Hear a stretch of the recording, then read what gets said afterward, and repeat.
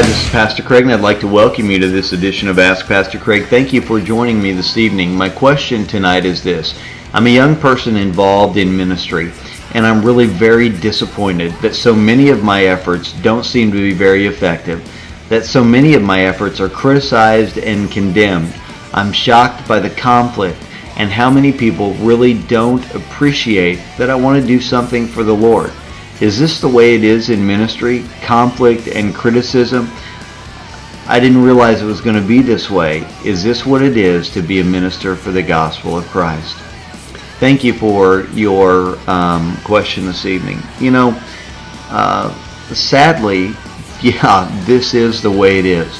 Anytime you do something for God, there's going to be somebody there to tell you you're not good enough, you're not right enough, you're not doing it the right way, you're rubbing up against their preferences, their traditions, whatever the case may be. There's always going to be those people that are going to come against you. And so this is what I would encourage you to do. Are you doing what you're doing for the Lord for the right reasons? Is your heart right? Do you really feel called to do whatever it is that you're doing? Is your conscience clear before the Lord? If so, don't let anybody stop you. Don't let anybody get in your way. Don't let anyone dissuade you from the mission that God has called you to do. There are always going to be those people that tell you you're not doing it right. There will always be those people that are there to tell you you shouldn't be doing it this way, or I don't like the way you're doing it, or I don't want you to do it, or you're not right. There's always going to be somebody to tell you that what you're doing is wrong. The Apostle Paul had it, Peter had it, all the disciples met this kind of opposition. Even Jesus himself met opposition in doing his mission for God. His motives were questioned, his words were questioned and twisted. Even Jesus had a great deal of opposition.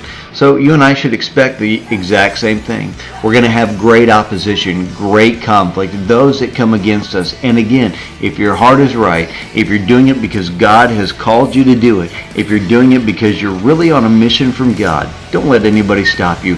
Don't let anybody get in your way. Don't let anyone dissuade you from the mission that God has placed in your life.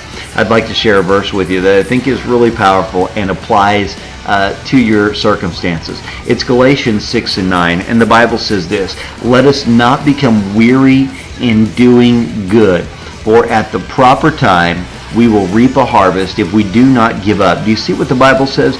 Let us not grow weary or tired or burned out on doing good, because at the right time we'll reap a harvest if we do not give up. What powerful words. Do not give up. Not for any reason, not for any cause, not for any conflict. Do not give up. Yes, in ministry, you're going to have a lot of conflict. In ministry, you're going to have a lot of opposition.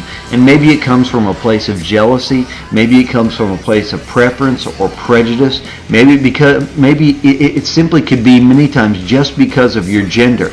I don't know if you're male or female, but it can be just because of your gender. Those things exist in the ranks of Christianity today, and I'm really sorry that those things are present in the church, but they're present in the church. And that's why we have to know, is our mission from God?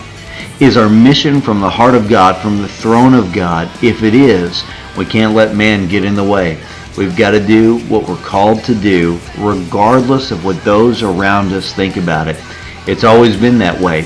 People doing something for God have been met with great conflict and great opposition. And so stand strong and stand fast in what God has called you to do. I'd like you to be encouraged by that. I'd like you to be encouraged by the fact that if God is for us, who can be against us? That's what the Apostle Paul said. Thank you so much for listening this evening. If you have an additional question about this, we'd really like to hear from you. Something completely unrelated, please contact us. You can do that in one of three ways. You can reach us at this radio program's Facebook page, which is facebook.com/ROR Ministries. You can reach me at my church's Facebook page, which is facebook.com/Heartland Christian Center. Or you can reach me at my Facebook page, which is facebook.com Pastor Craig Online. God bless you for listening this evening.